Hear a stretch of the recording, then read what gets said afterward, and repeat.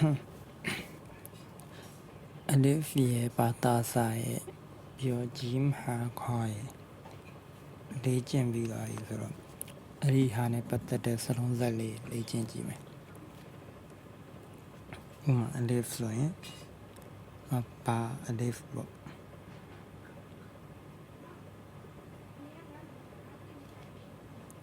ဟုတ်ပြီလားဘာဂျီမ်ဆိုရင်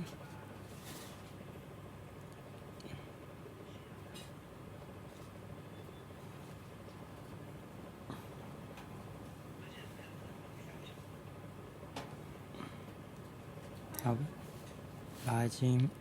ဘာဂျင်းကနောက်ဒီလိုပုံစံလေးဒီလိုလေးလာမယ်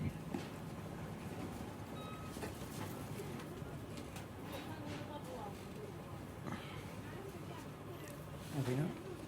ပြီးဂျီအလစ်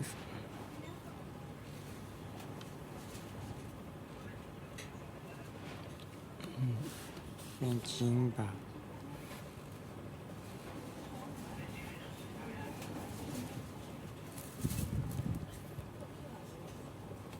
ဒါတွေက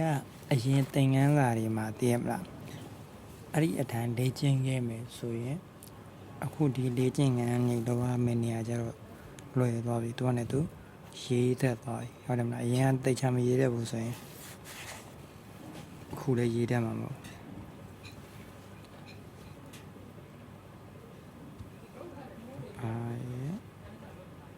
ဂျင်းရဲ့အလစ်ရဲ့အဲ့ဒါအောင်မှနောက်ပုံစံတစ်ခုကဘယ်လိုရေးလဲဆိုခုနလိုဆောင်းလိုက်တာမယ်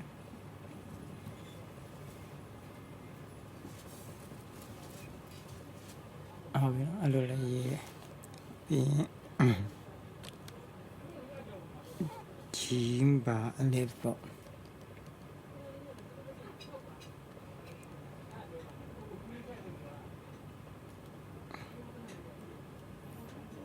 ဟုတ်ပြီ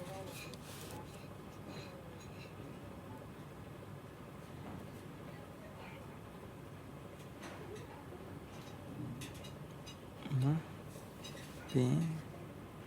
မဟာဘီဘူပါတော့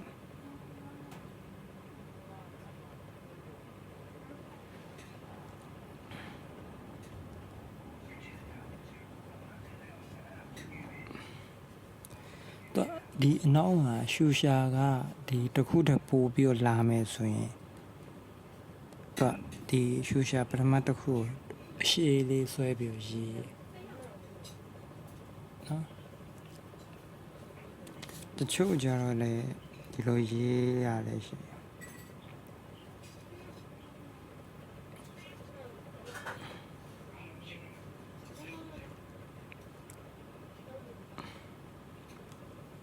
အဲ့ဒါကြတော့မှားတယ်ဒီဟာမှာဒီရှူရှာတက်လို့မရဘူးဒီဘာရဲ့ရှူရှာမှာပဲတက်ရမယ်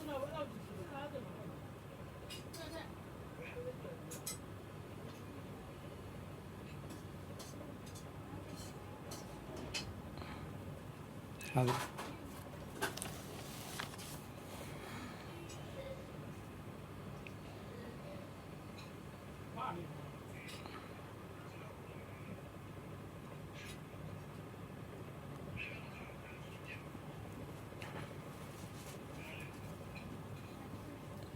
တနည်းမှတ်ထားရင်3လုံးကိုတစ်ခါပြန်တက်တယ်နော်3လုံးကိုတစ်ခါတက်တယ်အားမဟုတ်ဆိုလည်း2လုံးကိုတစ်ခါတက်တယ်အဲ့လိုမျိုးမှတ်ထားလိုက်ဒီလေ့ကျင့်ခန်းလေးလုပ်ကြည့်ပေါ့နော်လုပ်လို့အဆင်ပြေတယ်ဆိုရင်လည်း